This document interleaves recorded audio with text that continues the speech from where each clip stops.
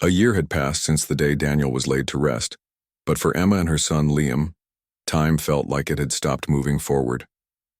Life without him was heavy, almost unbearable at times. Daniel wasn't just a husband or a father.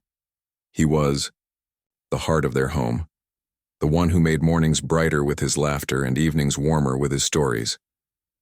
His sudden death from a heart attack left a gaping hole in their lives that no amount of time seemed able to fill. Emma tried her best to keep things together for Liam's sake. She cooked meals, cleaned the house, and made sure he went to school on time, even though her own world felt shattered. But behind closed doors, she cried herself to sleep every night, clutching an old sweater of Daniel's that still smelled faintly of his cologne. The silence in the house was deafening. There were no more jokes over breakfast, no more late-night talks about life, and no more gentle pats on the back when something went wrong. It was as if the color had drained out of everything. For Liam, life had changed in ways he couldn't fully understand. At 14 years old, he was caught between being a child and trying to act like an adult because he saw how much his mother struggled. He missed his dad terribly. They used to play catch in the backyard, watch movies until midnight, and talk about all sorts of things: school, sports, dreams for the future. Now, those memories felt like they belonged to someone else's life. Liam spent most of his days alone, either sitting by the window staring at nothing or lying on his bed replaying moments with his dad in his mind. The cemetery on the hill became a place Liam found himself drawn to often. From their house, you could see the rows of gravestones glinting under the sun, marking the final resting places of people who had once been alive, just like Daniel. Sometimes, after school, Liam would walk there and sit near his father's grave. He didn't know why he did it. It wasn't as if talking to a headstone brought any comfort, but it gave him a sense of closeness, however small. He'd tell his dad about his day, share funny things that happened at school, or simply sit quietly, imagining what Daniel might say if he were still here. One evening, as Emma tucked Liam into bed, she noticed how distant he looked. His eyes weren't focused on her. Instead, they seemed lost in thought, staring past her at the wall. "Liam," she said softly, brushing his hair back, "you've been so quiet lately. Is there anything you want to talk about?" At first, Liam hesitated. He didn't know how to put into words what had been swirling around in his head for weeks now. Finally, he took a deep breath and blurted out, "Mom, I think we need to dig up Dad's grave." Emma froze, her hand hovering mid-air. For a moment, she wondered if she'd heard him correctly. "What did you say?" she asked, her voice trembling slightly. "I mean it, Mom," Liam replied earnestly, sitting up straighter. "Something feels off. I can't explain it, but I feel like we need to check." Emma's heart sank. Was this some kind of morbid curiosity? Or worse, was her son losing touch with reality because of the grief? She tried to calm him down, explaining that digging up a grave wasn't something people did lightly. "Sweetheart, your dad is gone," she said gently. "We buried him ourselves. What makes you think there's anything wrong?" But Liam wouldn't let it go. Over the next few days, he kept bringing it up, insisting that he couldn't ignore the feeling, gnawing at him. It wasn't sadness or anger, it was something deeper, almost instinctual. He started having strange dreams where his father appeared to him, not looking sad or ghostly but urgent. In one dream, Daniel stood beside his own grave, pointing downward and whispering, "Find me." These dreams unsettled Liam, but they also gave him a strange sort of clarity. He began spending even more time at the cemetery, kneeling by the grave and pressing his hands against the cool earth. "Dad, are you here?" he whispered during one visit, half expecting an answer. When none came, he felt both disappointed and frustrated. Why couldn't he shake this feeling? Emma watched her son's behavior with growing concern. She wanted to believe that Liam was just processing his grief in his own way, but his insistence on digging up the grave worried her. Was he holding on to false hope? Or was there something else going on that she couldn't see? One afternoon, after another long conversation about it, Emma decided to take action, not because she believed Liam's suspicions, but because she hoped it would help him find closure. She reached out to the authorities, explaining the situation as delicately as possible. To her surprise, they agreed to look into it, albeit reluctantly. Exhuming a grave required permissions, paperwork, and explanations, and Emma braced herself for the scrutiny that would follow. Still, she couldn't deny the determination in Liam's eyes. Whatever was driving him, it was powerful enough to make her question her own doubts. As the days turned into weeks, anticipation hung thick in the air. Both Emma and Liam knew that opening the grave would be a pivotal moment, one that could either confirm their worst fears or prove that Liam's instincts were mistaken. Neither outcome seemed easy to face, but they had come too far to turn back now. For better or worse, they were about to uncover the truth hidden beneath the soil. Liam's dreams grew more vivid as the days passed. Each night he found himself standing in the same place, the cemetery on the hill where his father was buried. In these dreams, Daniel wasn't sad or distant like Emma had expected him to be. Instead, he seemed alive, almost urgent, as if he were trying to communicate something important. One recurring image haunted Liam. Daniel standing beside his own grave, pointing down at the earth and whispering, "Find me." At first, Liam tried to brush it off as a trick of his mind. Grief could do strange things to people, especially kids his age. But the dreams didn't feel like ordinary nightmares. They felt real, too vivid to ignore. He began waking up in the middle of the night with a racing heart, convinced that his father was trying to tell him something. The words echoed in his ears long after he opened his eyes. "Find me." Emma noticed the change in her son. He was quieter than usual during the day, lost in thought, and spent hours staring out the window or pacing around the house. When she asked him what was wrong, he hesitated before finally confiding in her about the dreams. At first, Emma listened, patiently, hoping to reassure him that such visions were just a natural part of grieving. "It's okay to miss your dad," she told him gently. "But remember, he's not coming back. We have to focus on healing." But Liam shook his head stubbornly. "No, Mom, you don't understand," he insisted. "These aren't regular dreams. It's like Dad is actually there, talking to me. He keeps saying, 'Find me.'" His voice cracked as tears welled up in his eyes. What if something's wrong?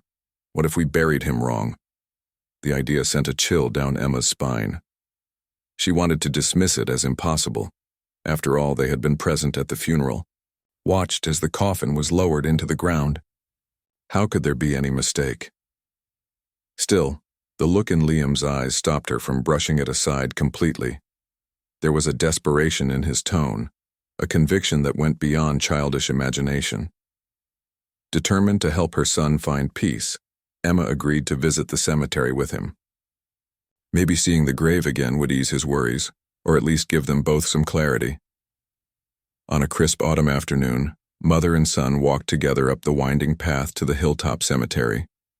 The air smelled faintly of damp leaves, and the sky was overcast, casting long shadows across the rows of headstones. When they reached Daniel's grave, Liam knelt down without hesitation. He pressed his hands against the cold soil, closing his eyes as if trying to sense something beneath the surface. "Dad?" he whispered, his voice barely audible. "Are you here?" Emma stood a few feet away, watching her son with a mixture of sadness and concern. She wanted to pull him close, to shield him from whatever thoughts were tormenting him, but she knew she couldn't protect him from everything. Instead, she waited silently, hoping that this visit would bring him some measure of comfort. After several minutes, Liam stood up and turned to face his mother. "I can't explain it, Mom," he said, his voice trembling. "But I still feel like something's not right. We need to dig it up." Emma sighed deeply, torn between logic and emotion. Digging up a grave wasn't something that happened every day. It required permission from authorities, explanations to skeptical officials, and facing public scrutiny. Yet, looking into Liam's pleading eyes, she realized that dismissing his feelings wouldn't solve anything. If digging up the grave was what it took to put his mind at ease, then she owed it to him to try. Over the next few weeks, Emma threw herself into the daunting task of securing approval for the exhumation. She visited the local government office, filled out endless forms, and answered countless questions from officials who raised their eyebrows at her request. "Why do you want to exhume the body?" one clerk asked bluntly, clearly skeptical of her reasoning. Emma struggled to explain without sounding irrational. "It's for my son," she replied firmly. "He needs closure." Meanwhile, Liam continued to wrestle with his emotions. During the day, he tried to act normal, going to school and doing his chores, but at night, the dreams persisted.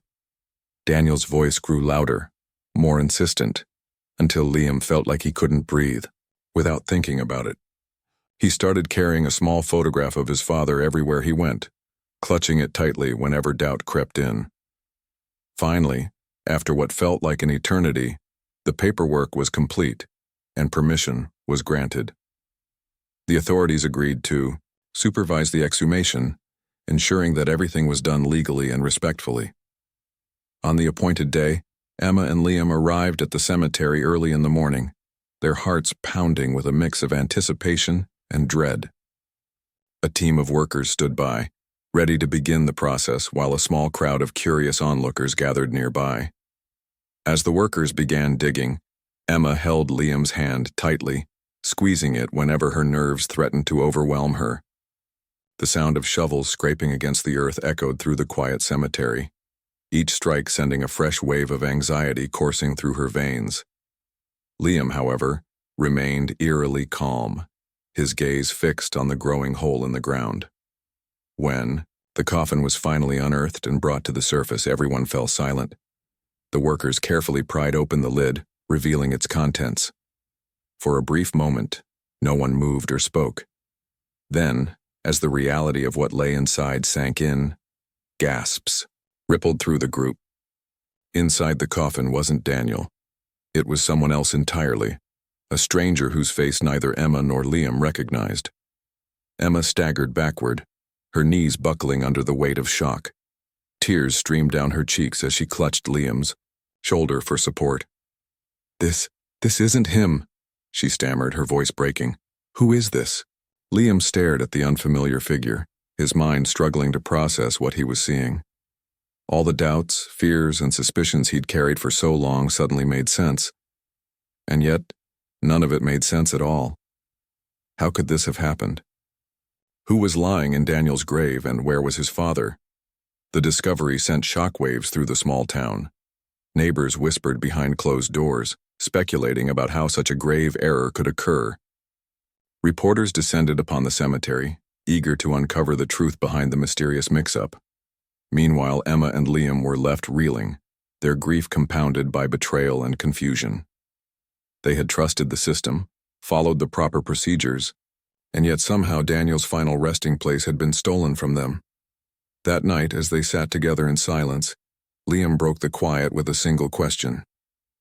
"Mom, do you think we'll ever find him?" Emma didn't have an answer. Her heart ached with uncertainty, but she forced herself to meet her son's gaze. "We'll keep looking," she promised, her voice steady despite the storm raging inside her. "No matter what it takes, we'll find your dad." The discovery of the stranger in Daniel's grave sent shockwaves through Emma and Liam's lives, shaking the foundation of everything they thought they knew. It wasn't just the emotional toll, it was the sheer disbelief that something so unthinkable could happen. A grave mix-up. How could anyone bury the wrong person without noticing? The questions swirled endlessly in their minds, leaving them more confused and heartbroken than ever before. As news of the exhumation spread, the small town buzzed with whispers and speculation. Neighbors who had offered condolences a year ago now stared at Emma and Liam with sympathetic but curious eyes. Some expressed outrage on their behalf, while others quietly wondered if there was more to the story. Reporters began showing up at their doorstep, microphones in hand, eager to capture the family's reaction for their evening broadcasts. But Emma refused to let strangers exploit their pain. She turned away every journalist, shutting the door firmly each time. "We're not doing this for attention," she told Liam firmly one evening as they sat together in the dimly lit living room. "We're doing it because your dad deserves better." But even as Emma shielded them from public scrutiny, she couldn't escape the growing sense of guilt gnawing at her insides. Had she failed Daniel somehow? Should she have double-checked the arrangements after his passing? These thoughts haunted her day and night, making sleep nearly impossible. Every time she closed her eyes, she saw the face of the stranger in the coffin, staring back at her accusingly. Who was he? And why had he been buried in Daniel's place? Liam, on the other hand, felt a strange mix of anger and determination. Anger because someone, somewhere, had made a terrible mistake, and determination because he refused to give up until his father was found. For weeks after the exhumation, he pored over old documents related to Daniel's funeral. Receipts, certificates, letters from the funeral home. He scoured every detail, searching for clues that might explain what had gone wrong. Emma watched him with a mixture of pride and concern. His focus was admirable, but she worried about how much of himself he was pouring into this quest. One afternoon, while sorting through papers, Liam stumbled upon an envelope tucked inside one of Daniel's old folders. Inside were handwritten notes from the funeral director, a man named Mr. Grayson, who had handled the arrangements. At first glance, the notes seemed routine, dates, times, and instructions for preparing the body. But as Liam read further, he noticed something odd. One note mentioned transferring Daniel's remains to another facility due to unexpected complications. "Mom!" Liam called out, holding up the paper. "Look at this." Emma hurried over, her brow furrowing as she scanned the document. "What does this mean?" she asked, her voice tinged with both confusion and dread.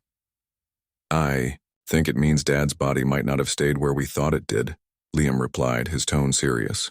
"Maybe they moved him somewhere else." The possibility hit them like a punch to the gut.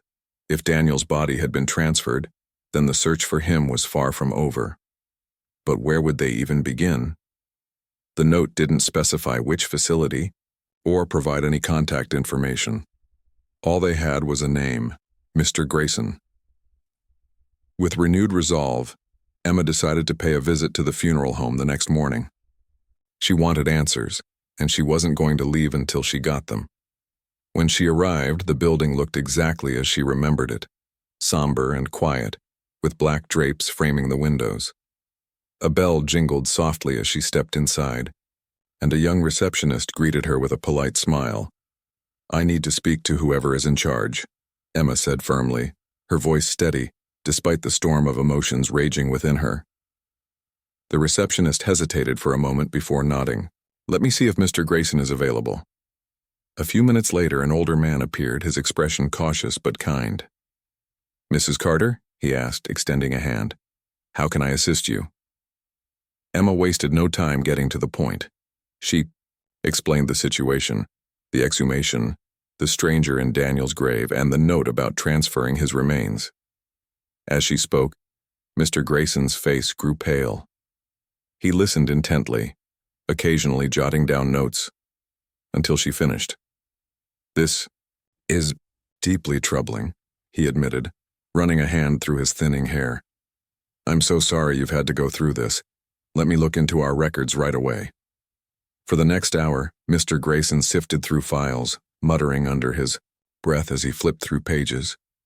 Finally, he returned with a folder and a grim expression.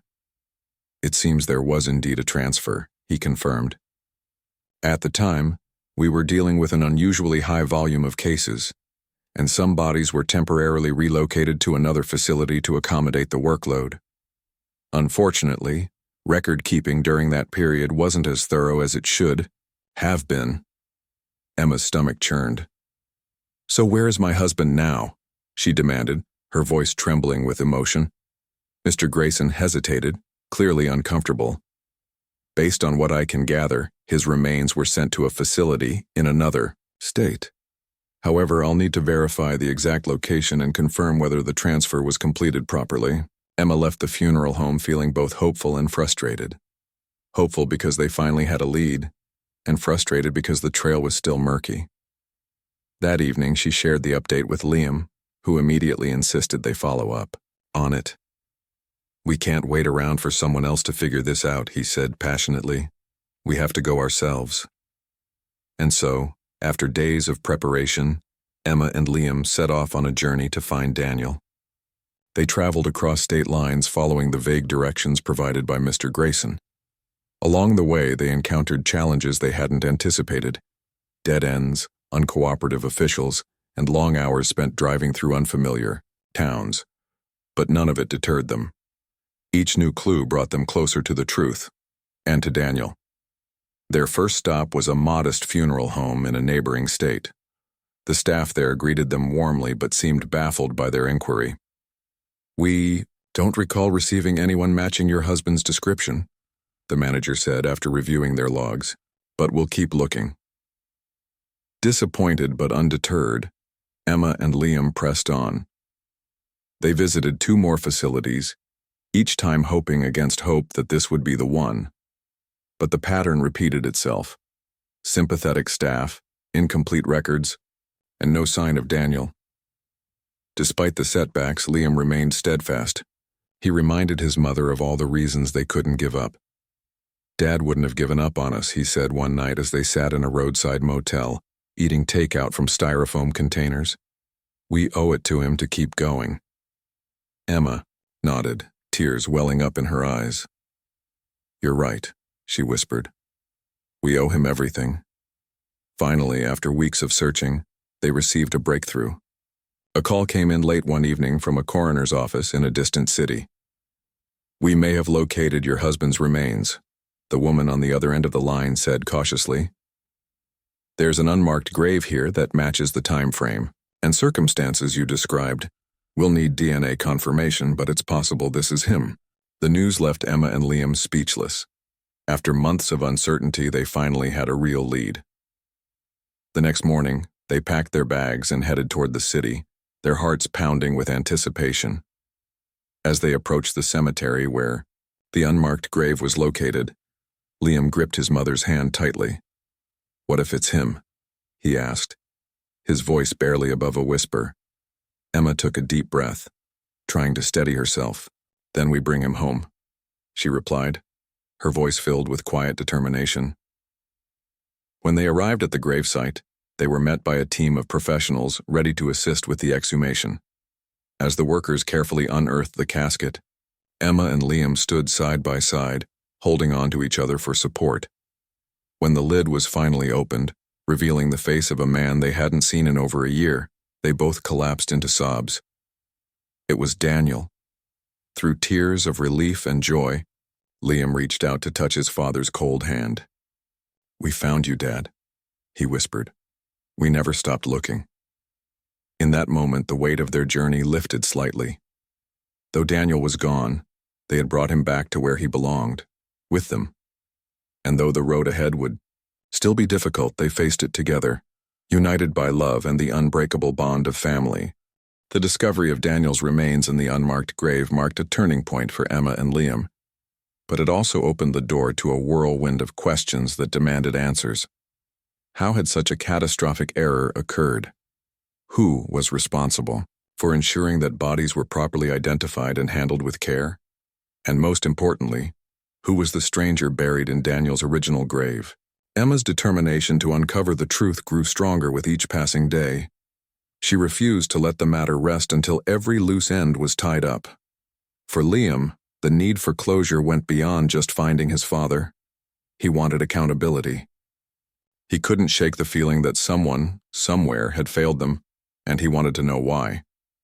Their first step was to file a formal complaint with the authorities, requesting a full investigation into the mishandling of Daniel's remains. The process was daunting, involving stacks of paperwork, interviews with officials, and countless phone calls to people who often seemed indifferent or dismissive. But Emma and Liam pressed on, fueled by their shared resolve. They hired a lawyer to guide them through the legal complexities, knowing that navigating this labyrinth alone would be overwhelming. As the investigation unfolded, pieces of the puzzle began to emerge. Detectives discovered that the funeral home where Daniel's body had initially been taken was understaffed at the time. due to an unexpected surge in deaths caused by a flu outbreak.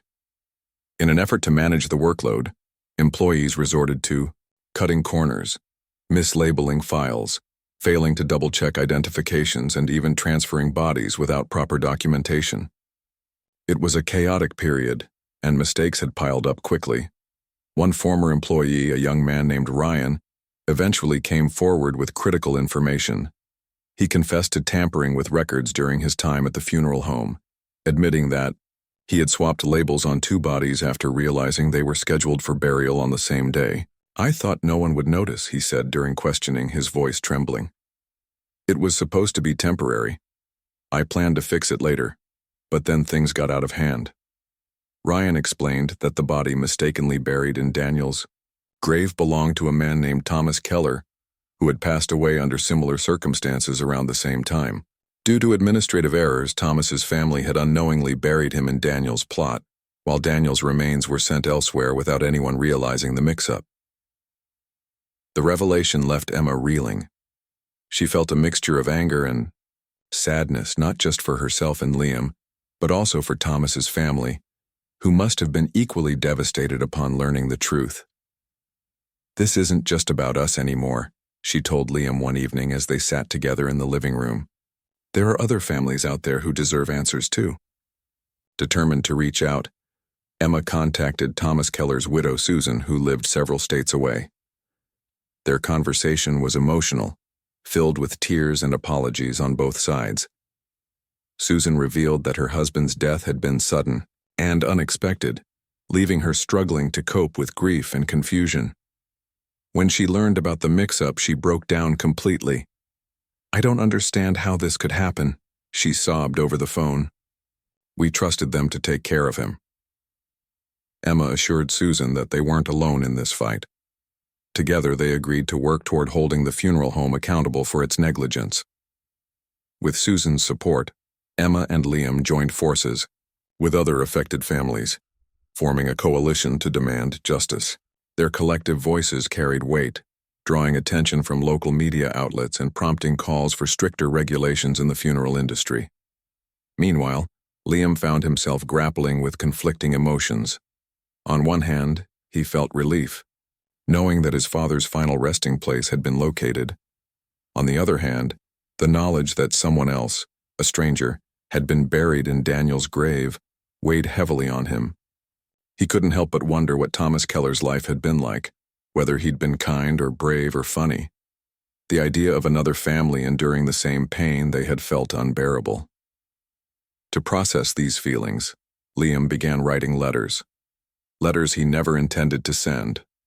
Some were addressed to his father, others to Thomas Keller, and still others to the universe itself. In them, he poured out his thoughts, fears, and hopes. Writing became a form of therapy, helping him make sense of the chaos swirling around him. One night, as Emma peeked into his room, she noticed a stack of neatly folded papers on his desk. Curious, she asked him about them. "It's just something I do to feel better," Liam admitted shyly. "I write to Dad sometimes and to Mr. Keller too. I guess it helps me remember that we're not the only ones hurting." Emma hugged him tightly, proud of the way he was handling everything. "You're so strong, sweetheart," she whispered. "Your dad would be so proud of you." As weeks turned into months, the investigation continued to unfold, revealing more systemic issues within the funeral home's operations. Former employees came forward with additional allegations of misconduct, painting a picture of an organization plagued by mismanagement and oversight failures. Public outrage grew, leading to protests outside the facility and demands for reform. Through it all, Emma and Liam remained steadfast, attending hearings, giving statements to investigators, and advocating for change. They refused to let the tragedy define them entirely, choosing instead to channel their pain into action. Slowly but surely, they began to see progress. The funeral home faced hefty fines, lawsuits, and mandatory reforms aimed at preventing similar incidents in the future. While none of this could undo the harm done, it offered a glimmer of hope that meaningful change was possible. Despite the challenges, Liam started to notice subtle shifts in his own perspective. The nightmares that once haunted him began to fade, replaced by dreams of happier times with his father. He remembered the sound of Daniel's laughter, the warmth of his hugs, and the wisdom in his words. These memories brought comfort rather than sorrow, reminding him of the love that still connected them. One evening, as they prepared dinner together, Emma paused to look at her son. "Do you think we'll ever really move past this?" she asked, softly, her eyes searching his face. Liam thought about it for a moment before answering. "Maybe not completely," he said honestly. "But I think we can learn to live with it. We found Dad, Mom, that's what matters." Emma nodded, smiling despite the tears in her eyes.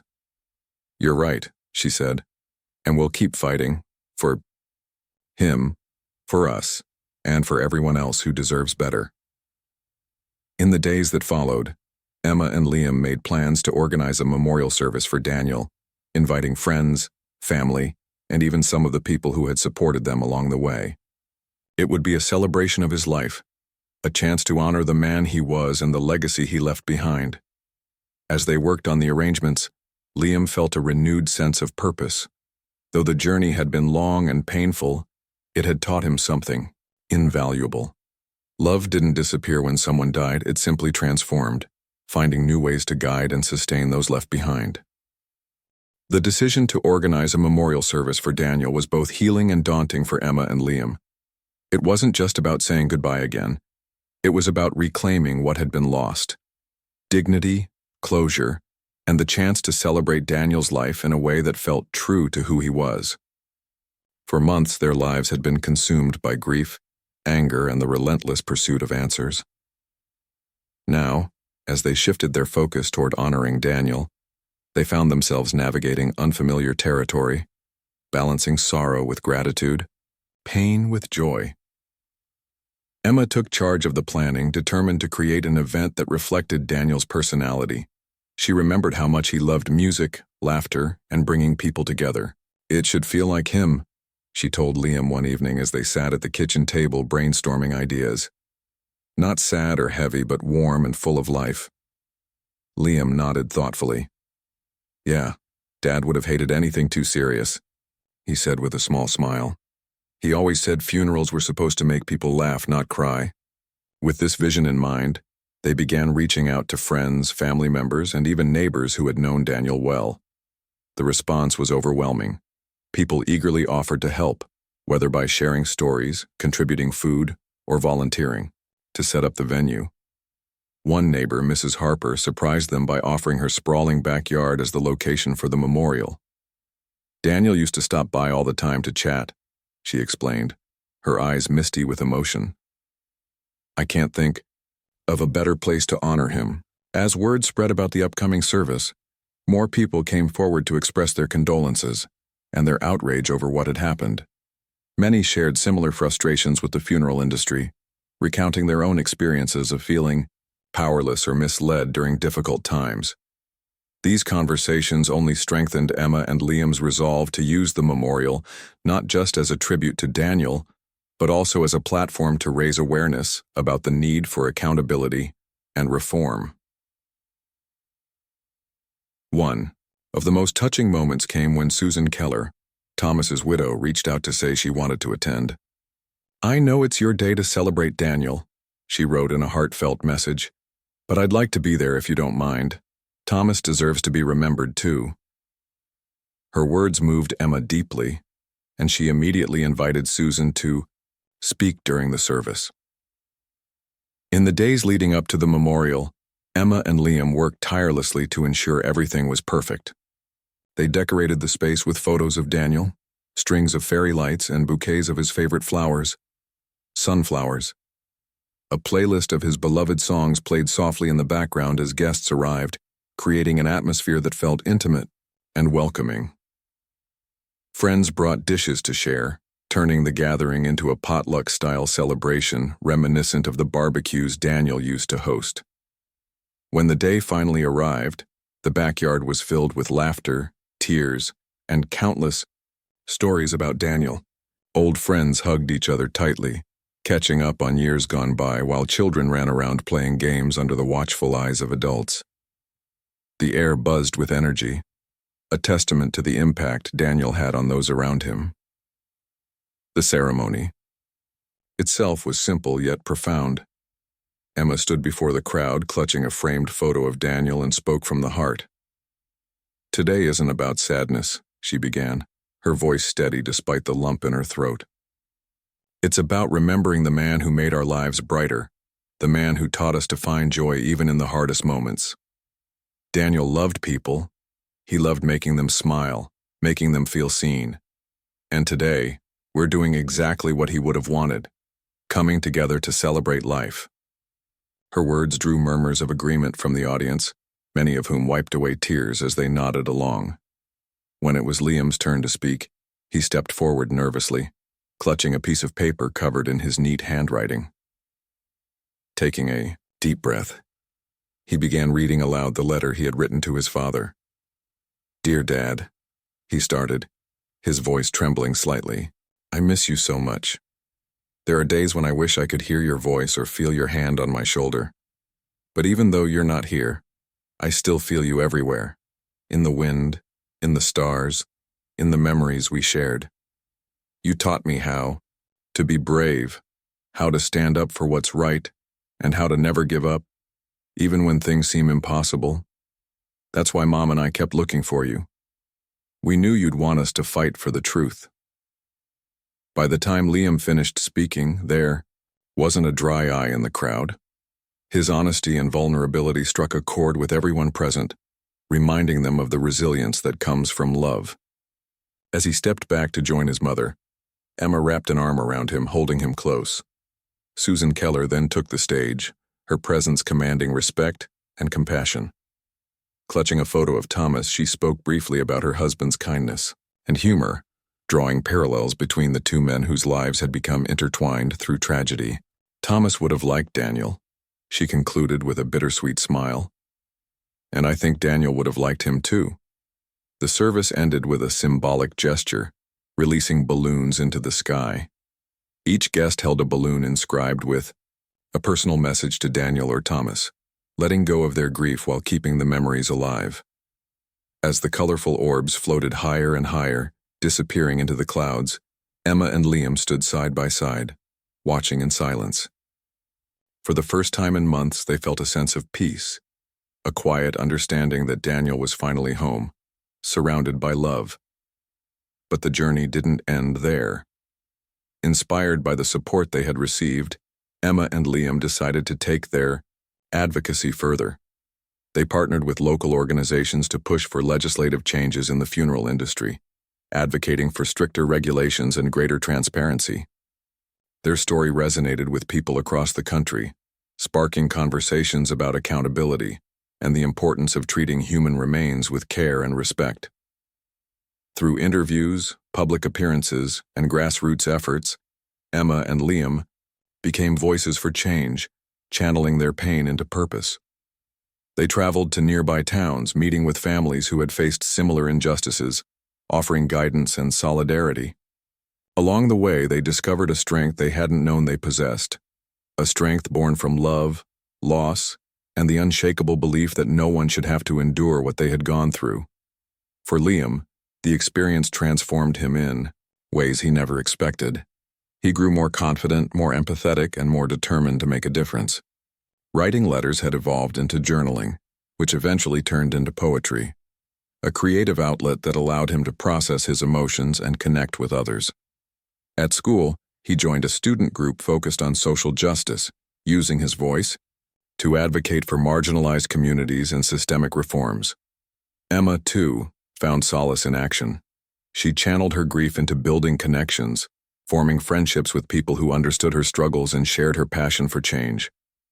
Together, they created a network of support, proving that even in the darkest times, light could be found.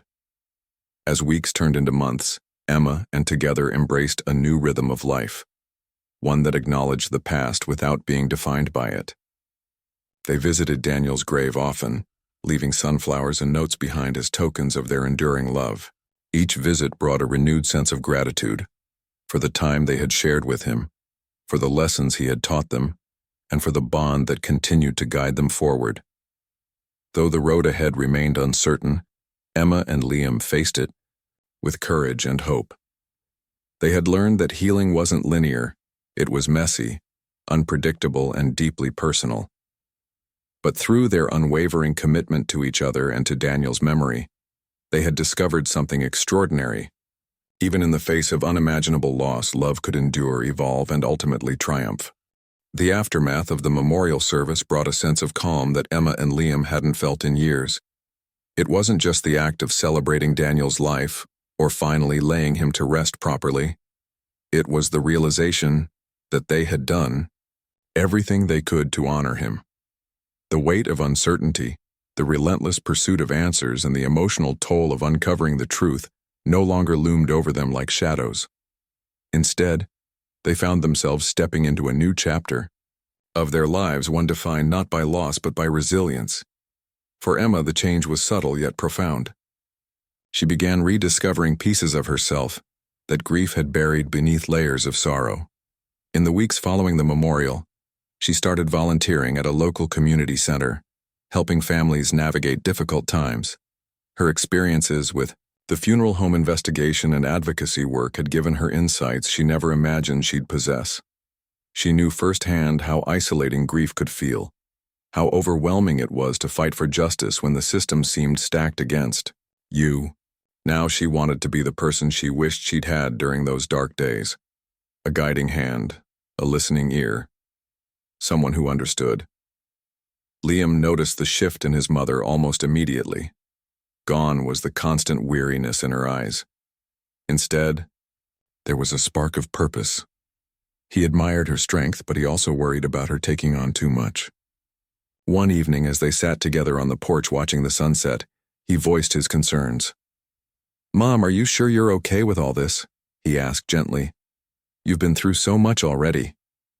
Emma smiled softly, placing a reassuring hand on his knee.